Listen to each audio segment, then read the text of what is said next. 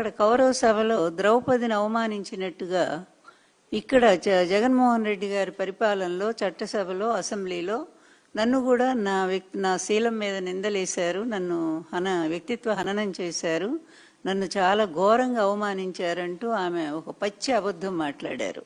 పచ్చి అబద్ధం. ఎందుకంటే బహుశా కుటుంబం అంతా అబద్ధాల్లోనే నడుస్తూ ఉన్నట్టుగా అనిపిస్తూ ఉంది. భర్త, కొడుకు, చివరికి ఈమె కూడా కుటుంబంలో చేరిపోయింది అబద్ధాల ప్రపంచంలోనే. తల్లి, నేను ఒక్కటే చెప్తా ఉన్నాను, నువ్వెవరో కాదు, ఎన్టీఆర్ గారి కుమార్తెవి. మేము గౌరవంగానే అడుగుతున్నాను. నేను ఒక్క సమాధానం చెప్పమ్మా.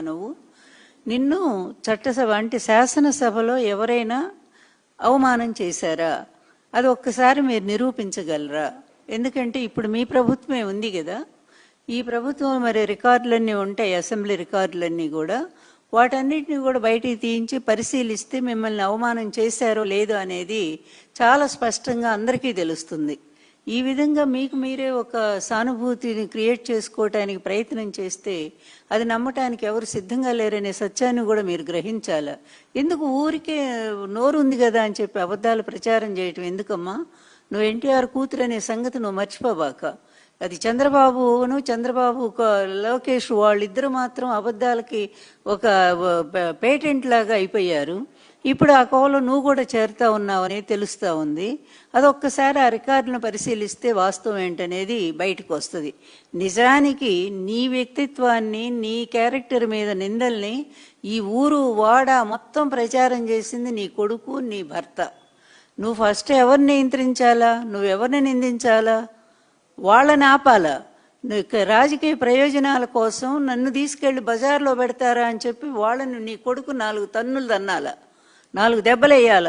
ఇట్లాంటి పిచ్చి పిచ్చి ప్రచారాలు తల్లి మీద ఎవరైనా తీసుకెళ్తారా జనంలోకి అని చెప్పి, అది పోయి నువ్వు కూడా ఎవరో మీద నిందలేస్తే ఎట్లమ్మా? అప్పుడు మీ పార్టీలో ఉన్నవారే మిమ్మల్ని ఒక మాట అంటే నిజంగానే ఆ రోజు అందరం ఖండించాము. ఎందుకంటే ఒక మహిళను ఆ విధంగా అవమానించకూడదని. కానీ అంతకుముందు నీ కొడుకు, నీ భర్త, వాళ్ళ కుటుంబం స్త్రీల మీద చేసిన అవమానాలను కూడా నువ్వు ఒక్కసారి గనక గమనించి ఉంటే నువ్వు వాళ్ళనే ముందు నిందించి ఉండేదానివి. ఎవరైనా స్త్రీలంటే స్త్రీలే కదా. అలాంటిది రాజకీయ ప్రయోజనం కోసం నీ భర్త నిన్ను మొదటి నుంచి కూడా ఈ విధంగానే వాడుకుంటానే ఉన్నాడు. పార్టీలో చేరే దగ్గర నుంచి కూడా ఇప్పటి వరకు కూడా నిన్న రాజకీయ ప్రయోజనాలకు అడ్డం పెట్టుకొని వాడుతున్నాడు. అలాగే నీ కొడుకు కూడా అట్లాగే తయారయ్యాడు. అందువల్ల నువ్వు ఒక్కసారి అది ఆలోచన చేసుకోమ్మా. నిజంగా నువ్వు బాధపడుతున్నావే, నన్ను ఏదో అన్నారని వైఎస్ఆర్ కాంగ్రెస్ పార్టీ వాళ్ళు ఒక్కళ్ళు కూడా మాట్లాడలేదు మీ గురించి ఏనాడు కూడా. కానీ మీ భర్త, మీ కొడుకు ఏం చేస్తున్నారమ్మా? ఇంతెందుకు? ఇప్పుడు మీరు కాదన్నా అవునన్నా మీ తల్లిగా నన్ను స్వీకరించకపోయినా తల్లి స్థానంలో ఉన్నదాన్ని నేను. ఎన్టీఆర్ గారు కొన్ని లక్షల మంది జనం ముందు మరీ ప్రకటించి వివాహం చేసుకున్నటువంటి ఒక ధర్మబద్ధమైన భార్యని నేను. ఆమెను ఉన్నాను కదా. ఆ రోజు నుంచి ఈ రోజు వరకు కూడా నా క్యారెక్టర్ అసాసినేషన్ ఎంత దారుణంగా చేస్తున్నారో నీ భర్త దగ్గర నుంచి నీ కొడుకు. మొన్న కూడా ఎవరినో కూర్చోబెట్టి నా మీద 60 ఏళ్ల వయసులో నన్ను అవమానం చేశాడే. మరి ఒక్కసారి నిజమైన తల్లివైతే, నిజంగా స్త్రీ అని చెప్పి నువ్వు బాధపడతా ఉన్నావే, సాటి స్త్రీల బాధ గురించి ఆలోచించాల్సిన అవసరం నీకు లేదా? నీ బాధ నీ ఒక్కదానికైనా? నువ్వేమైనా ప్రత్యేకమా?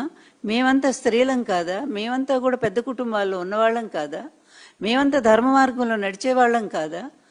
ఈ విధంగా ఇష్టం వచ్చినట్టుగా నన్ను మాట్లాడి అసహ్యకరమైనటువంటి భాషతో ఇప్పటికి కూడా ట్రోల్ చేస్తూనే ఉన్నారు. ఐటీడీపీ ద్వారా అతి దారుణంగా చేస్తూనే ఉన్నారే. మరి ఒక్క రోజన్న ఇది తప్పు అని చెప్పి వాళ్ళకు నువ్వు చెప్పావమ్మా?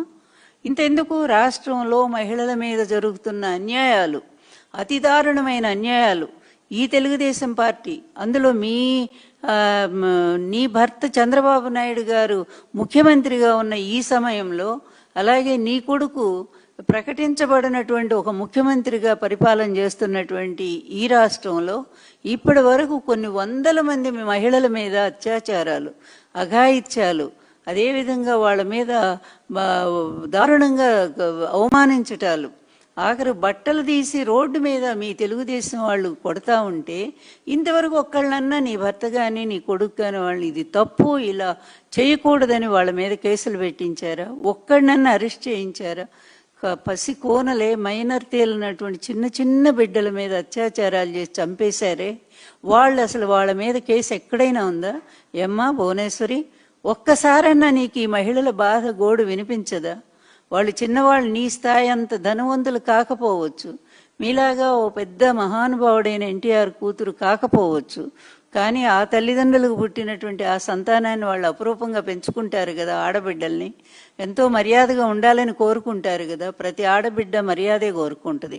అట్లాంటి బిడ్డల్ని ఎంత దారుణంగా ఈ తెలుగుదేశం పార్టీ, మీ నాయకత్వంలో ఉన్నటువంటి ఈ తెలుగుదేశం పార్టీలో వాళ్ళు కీచకుల్లాగా మారి ఆ మహిళల మీద అత్యాచారాలు, అన్యాయాలు, దారుణాలు, దాష్టీకాలు ఇన్ని జరుగుతూ ఉంటే రాష్ట్రంలో ఏమ్మా ఒక్కరోజు కూడా నీకు కనిపించలేదా?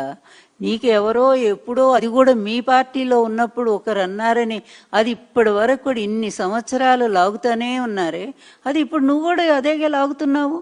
నీ భర్త నీ కొడుకు అదే వాడుకున్నారు. నా తల్లికి అవమానం జరిగిందని ఆయన, నా భార్యకి అవమానం జరిగిందని ఈయన ఏడని కూడా ఏడ్చాడు కదా. దొంగ ఏడుపు అదో పెద్ద డ్రామా క్రియేట్ చేశారు కదా. అసెంబ్లీలో కూడా బయటకు వచ్చి ఇంకొక సినిమా చూపించారు కదా. అప్పటి నుంచి ఇప్పటివరకు ఎలక్షన్లో అది వాడుతూనే ఉన్నారు కదా. ఇంత నీచంగా స్త్రీని, తన భార్యని ఒక బయట పెట్టి రాజకీయ ప్రయోజనం కోసం ఈ విధంగా వ్యాపారం చేస్తున్నటువంటి నీ భర్త ఎంత దుర్మార్గుడో, నీ కొడుకు ఎంత నీచుడో, మరి నీ పెంపకంలో ఎందుకు ఈ విధంగా తగలడ్డారో కూడా మాకు అర్థం కావట్లేదు.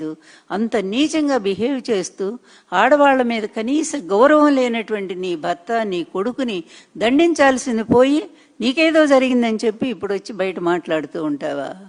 ఇది న్యాయమేనా? ఈ ప్రశ్న మిమ్మల్ని వేస్తున్నాము. ఈ రాష్ట్రంలో జరుగుతున్న ఆడబిడ్డల మీద జరుగుతున్న అన్యాయాల గురించి ఒక్కసారి మాట్లాడండి. నాకు జరుగుతున్న అన్యాయం గురించి ఒక్కసారన్నా కనీసం ఎందుకు ఆమె జోలిపోతారు అని ఒక్క మాట మీరు ఎప్పుడన్నా మాట్లాడారా సపోర్టుగా? ఏనాడు లేదు కదా. మీకు మీరే ఈ విధంగా సపోర్ట్ ఇచ్చుకుంటే, సమర్థించుకుంటే అమ్మా అది నవ్వులాటగా ఉంది తప్ప ఇక్కడ రాష్ట్రంలో ఎవరు కూడా నవ్వుకుంటున్నారు. మీ మీద సానుభూతికి ఇంచిత్తు కూడా లేకపోగా మీరు కూడా అబద్ధాలతో చేరి మాట్లాడుతున్నారని అందరూ కూడా నవ్వుకుంటూనే ఉన్నారు.